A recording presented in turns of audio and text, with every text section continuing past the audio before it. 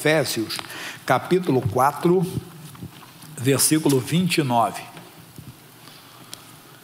4:29, carta de Paulo ao povo de Éfeso, são os Efésios.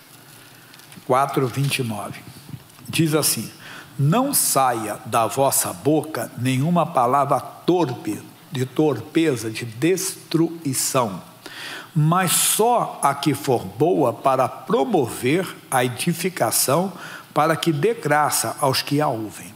Ou seja, os que as pessoas estão ouvindo da nossa boca, principalmente aquelas que estão ao nosso redor, nossa família, cônjuge, entenda bem, filhos, pais, irmãos, né? Pessoas que convivem conosco. Eu pergunto, o que essas pessoas estão ouvindo? Quer ver um exemplo? Eu sempre digo, aparece uma coisa na televisão, uma cena de um crime, de um criminoso, e a pessoa logo diz, vai queimar no fogo do inferno. Irmão, não é boa, não é que é isso. O que tem que sair da nossa boca é a palavra de Deus. Nunca esqueça de Mateus 12:34. A boca fala do que o coração está cheio. Mateus 12:34. Então você tem que ter a palavra de Deus no seu coração, para em qualquer momento você falar em comunhão com a palavra, falar em harmonia com a palavra. O que você diria? Deus, misericórdia, que essa pessoa se arrependa, porque o Senhor perdoa todos os pecados, o Senhor perdoará esse pecado também. Meu irmãozinho, nós temos que prestar atenção. O que nós falamos poderá levantar as pessoas ou abater as pessoas. E mais ainda, e não entristeçais o Espírito Santo de Deus, no qual está selados para o dia da redenção. Você entristece o Espírito Santo.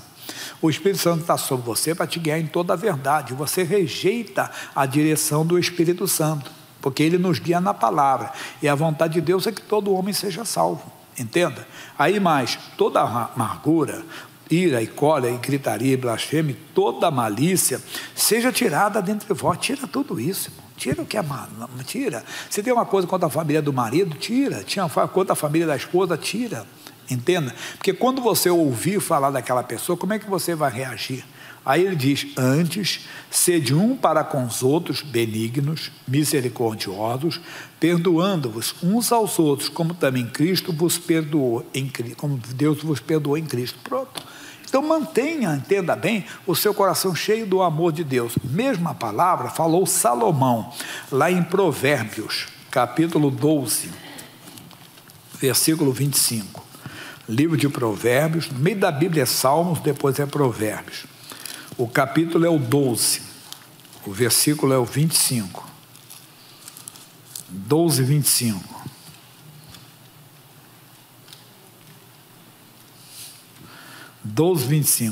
A solicitude ou a ansiedade no coração do homem o abate. Mas atenção, mas uma boa palavra o alegra.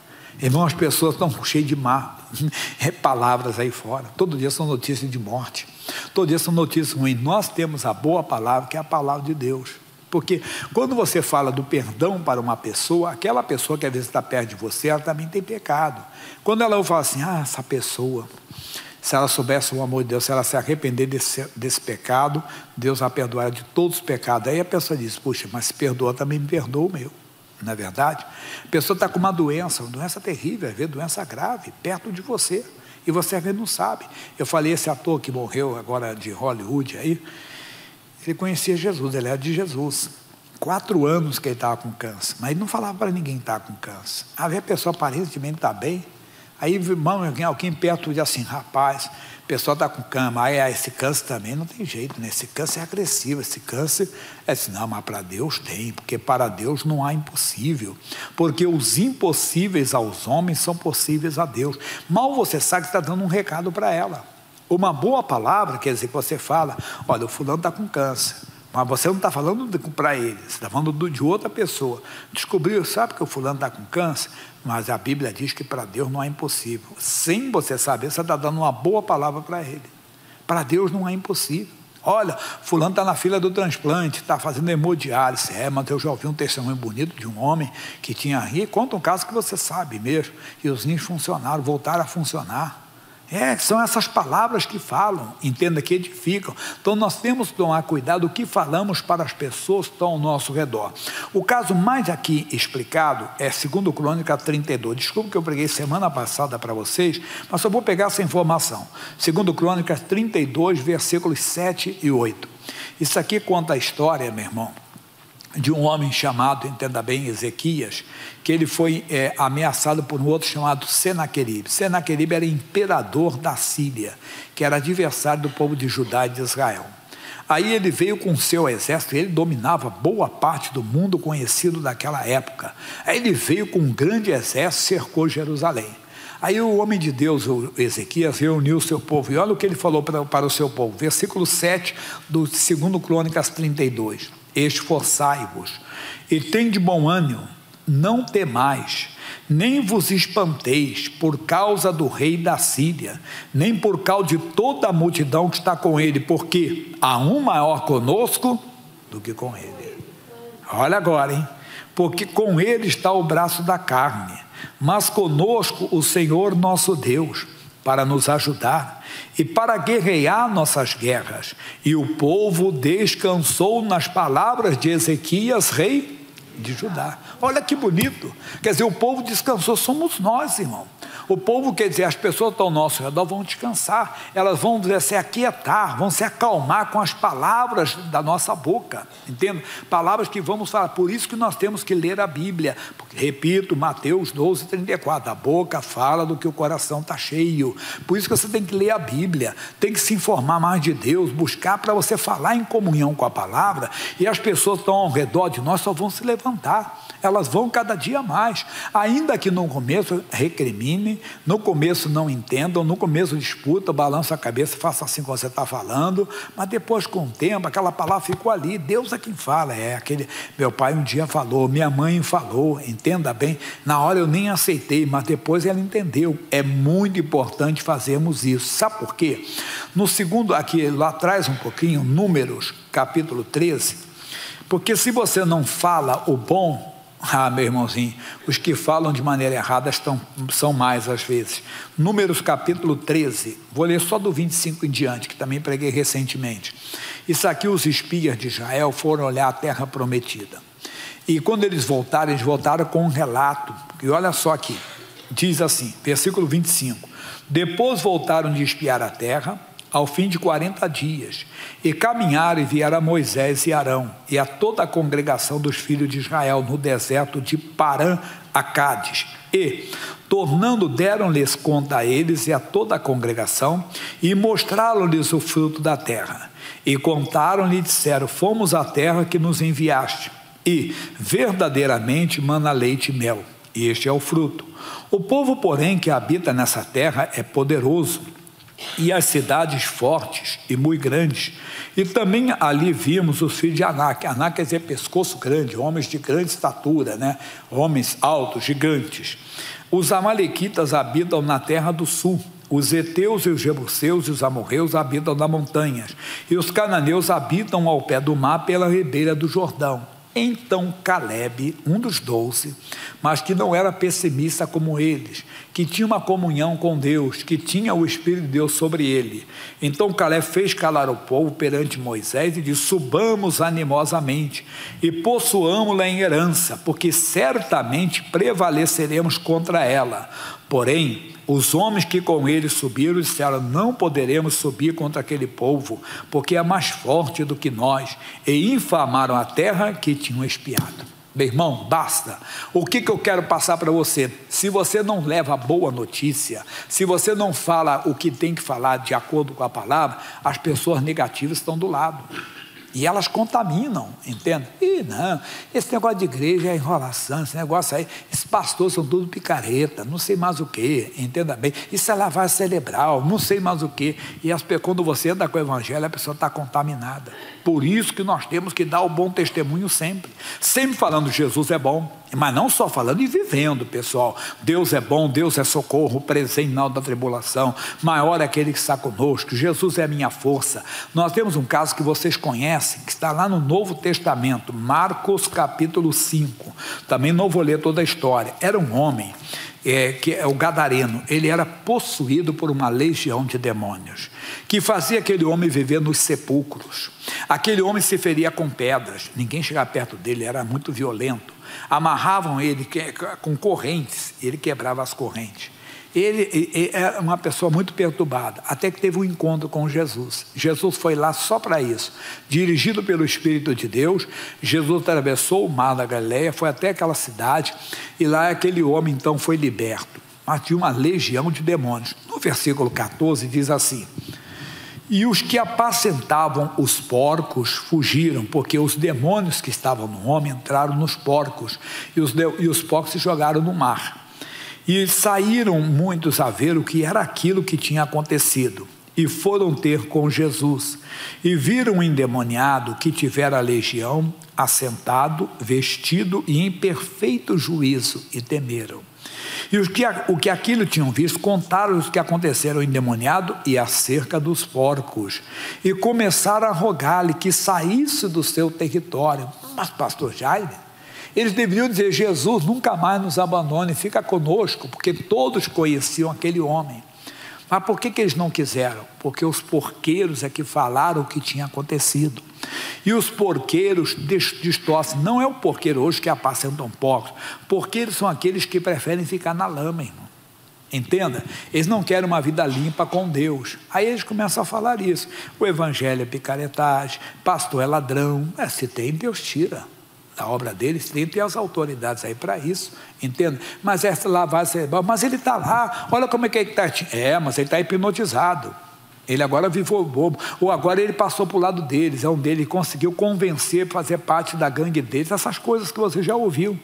Quer dizer, se nós não pregarmos o evangelho, os porqueiros vão pregar. Para quem? Para a nossa família. Aí Jesus dá uma lição aqui tremenda, e entrando ele no barco, rogava-lhe o que for endemoniado que deixasse estar com ele. Jesus, deixa eu ir com o senhor no barco. Jesus não deixou não, pessoal. Sabe o que Jesus fez? E Jesus, porém, não lhe permitiu, mas disse-lhe: vai para a tua casa, para os teus, e anuncie-lhes qual grandes coisas o Senhor te fez, e como teve misericórdia de ti. Porque se ele não fosse, os porqueiros iam, e os porqueiros iam mudar tudo. Os porqueiros fazem isso, porque às vezes estão do nosso meio, irmão. Não fica zangado com o que eu vou falar, não. Às vezes, até no meio dos pastores. Não é bem assim, não. Tem no meio dos obreiros. Tem porqueiro para tudo quanto é lado. Você tem que pregar o evangelho. Não, amigo, você está se perdendo, porque eu conheço o evangelho. O meu filho, eu sempre falo isso, quando aquele homem chegou em casa, já pensaram nisso? Quando ele chegou em casa, olha que ele vivia na rua. Ninguém aguentava ele, ninguém segurava ele em casa. E a pessoa, quando ele chegou em casa, pessoal, tira as crianças da sala que o maluco está chegando aí. E o maluco foi chegando, mas agora era maluco, beleza, né? Quietinho, foi chegando. Tudo bem? Ele disse: tudo bem. Nós notamos que você está bem. O que aconteceu contigo? Deixa eu contar para vocês. Eu encontrei um homem que mudou a minha vida. Quem você encontrou? Encontrei Jesus de Nazaré. Meu irmão, a mesma coisa hoje.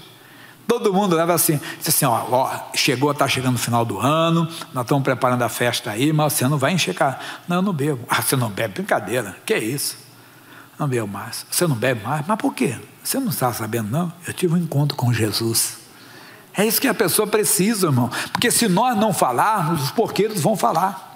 Por isso que demais não é só falar que muda, no dia a dia as pessoas vão notar que você está vivendo com Jesus, você teve um encontro com Jesus, as pessoas devem perceber isso. Os religiosos que queriam, entenda bem, calar Pedro, calar João, eles tiveram conhecimento de que eles tinham estado com Jesus. Eles dizem assim: realmente eles são homens sem letra, quer dizer, deveriam falar com alguma dificuldade, né, no expressar, mas eram homens com a capacidade, não temos que negar. Todos em Jerusalém sabem o que foi feito a esse homem. Era um homem que era colocado na porta formosa do templo para pedir esmola a todos que entravam. Ele, vendo ao Pedro e João, pediu uma esmola. Pedro disse: olha para nós. Olhou para ele, esperando receber uma coisa. Não tenho prata nem ouro, mas o que eu tenho te dou. Em nome de Jesus, levanta-te e anda. Aquilo foi notório. Até os que eram opositores tinham que dizer: não podemos falar que nós conhecemos. Todos sabem que um grande sinal foi feito. Meu irmão, é isso que nós precisamos, de mostrar os sinais, as maravilhas, e da nossa boca só sair palavra de edificação. Palavra que vai fazer o povo despertar. Um dia eu ouvi um amigo falar, ele disse, a nossa palavra tem que ser temperada com sal. Paulo fala sobre isso. Aí ele falou, para quê? Para despertar sede na pessoa, da sal da sede. Você come uma comida salgada, bebe muita água, líquido. Aí a pessoa vai a Jesus, que é a fonte da água viva, irmão. É isso que nós temos que fazer. Nossa palavra tem que ser temperada com sal, entenda? Que vai provocar sede nas pessoas. De buscar, não, pastor, não pode nem começar com a pessoa que tem uma pressão alta. Não estou falando disso não, irmão. Estou falando de palavra que vai dar sede na pessoa de buscar Jesus. É isso que nós precisamos. Ainda nesse entendimento, você, mas pastor Jaime, eu sou muito limitado, eu sou muito acanhado. Jeremias, capítulo 1, versículo 5. Jeremias, e depois do Provérbios, vem Eclesiastes, Cantares, Isaías, Jeremias 1, 5. Antes que eu te formasse, no ventre eu te conheci, e antes que saísse da madre, te santifiquei, e as nações te dei por profeta. Ah, bonito isso aqui. Aí vai. Então eu disse, Senhor Jeová, eis que não sei falar porque eu sou uma criança. Eu não sei falar, eu sou muito tímido. Eu não sei falar, eu sou muito acanhado. Mas o Senhor me disse, não digas eu sou uma criança, não digas eu sou tímido, não digas eu sou acanhado. Sabe por quê? Eis que coloco, olha só, porque aonde quer que eu te enviar, irás, e tudo quanto te mandar dirás, não temas diante deles, porque eu sou contigo para te livrar, diz o Senhor.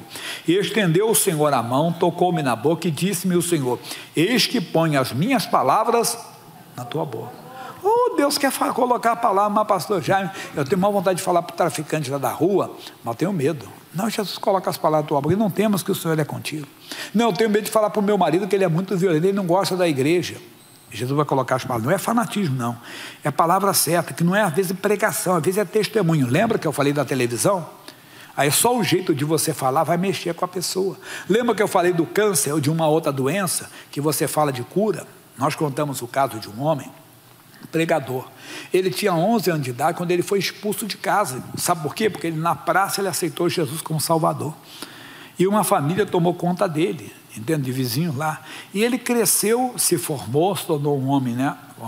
E aceitou o ministério, foi um pregador. Mas um dia ele conversou com um missionário, missionário, uma tristeza que eu tenho. Aí ele contou, meus pais eram da bruxaria, entenda bem, quando eu aceitei Jesus, não me quiseram dentro de casa, eu tive que sair de casa, fiquei andando, e uma família acabou cuidando de mim. Estudei, me formei, me deram estudo, me deram tudo. Quando eu soube que meu pai tinha morrido, eu busquei a minha mãe, estava na penúria, numa situação difícil. E ela disse, só vou com você com uma condição, não fale negócio de igreja comigo. Eu disse, mãe, mas eu quero que... Não faça, senão eu não vou. Tá bom. Missionário, eu começo, eu estou aqui, aí eu chego em casa, começo a falar com a minha esposa do que está acontecendo, ela se manda para a sala. Não briga não, vai falar um pouquinho mais alto um dia. Aí ele notou que ela ficava atrás da cortina. Um dia ela chegou e disse, meu filho, você vai naquela igreja daquele missionário que é seu amigo? Pô, que dia que você vai? Sexta? É hoje. Você pode me levar? Claro que sim, minha mãe. Foi amor à primeira vez, aceitou Jesus.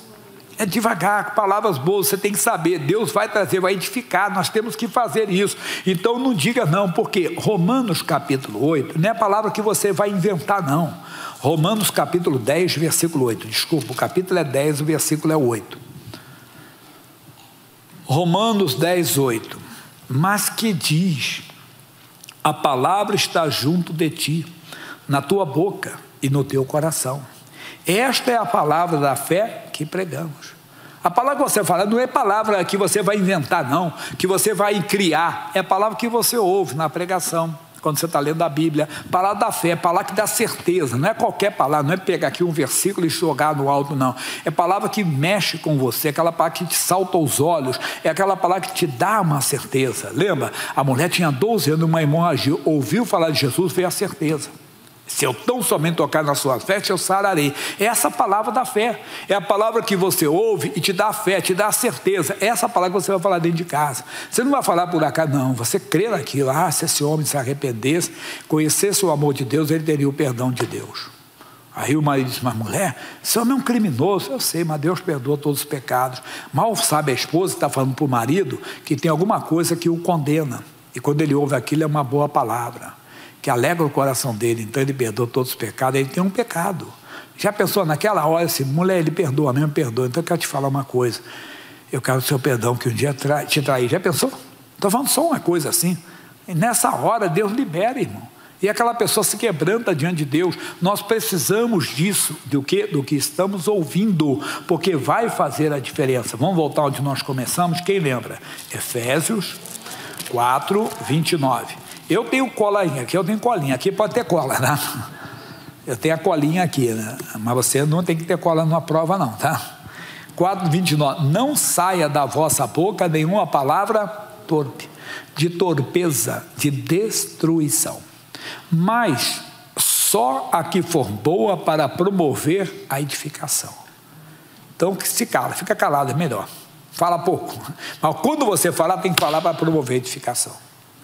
Eu era garoto, minha mãe dizia assim: quem fala muito dá bom dia cavalo.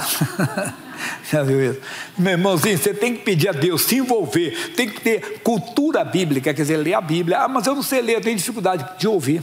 Prestar mais atenção, buscar, mas Deus vai dar aquela fé no seu coração, e essa palavra que você vai falar, é essa palavra que vai alegrar a sua família, que vai promover a edificação. Aí Paulo continua dizendo: não entristeça o Espírito Santo, versículo 30, não entristeça, o Espírito Santo quer dirigir você, irmão, e ele vai dirigir na palavra. Aí ele diz claramente aqui, toda a gritaria, aquele negócio de blasfêmia, ira, aquele negócio, filho do diabo, esse homem, olha só, olha o que ele fez, vai pagar no... Não, oh Jesus, diferente, tira toda a amargura de você, toda a fé. Se esse homem se arrependesse, se essa mulher se arrependesse, se essa pessoa se arrependesse e conhecesse o amor de Deus, é isso que a pessoa tem que ver. Lembra que eu falei do câncer? Você está conversando com um amigo, uma pessoa da família, que às vezes está até com uma cisma de uma doença, não falou para ninguém, mas não tem pessoa que tem cisma, que às vezes é o que o pessoal diz, olha para uma pessoa, você diz assim: você está amarelo hoje, você acabou de matar a pessoa.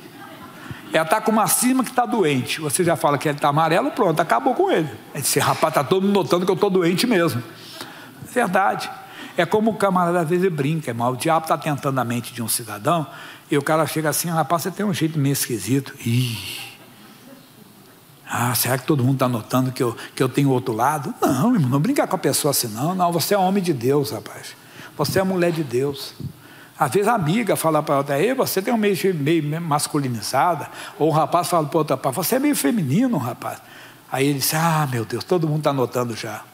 Não, às vezes está numa tentação, entendeu? Não, rapaz, você é homem de Deus, você é mulher de Deus. Sempre para edificar a pessoa, não é para destruir a pessoa, não.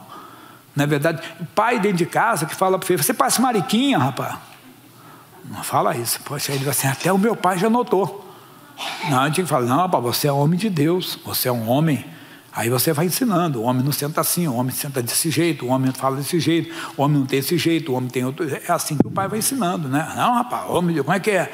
Vai. Eu tenho um netinho de 2 anos, às vezes você vai numa loja de brinquedo, tem um lado lá, aí diz: isso é das meninas, né? Vamos lá, aqui está dos meninos, não sei o quê. Você vai ensinando com muito amor, com muito carinho, vai dando para ele. A mesma coisa são as coisas espirituais. Não, que é isso? Deus não quer destruir ninguém, não. Não, você é da igreja, né?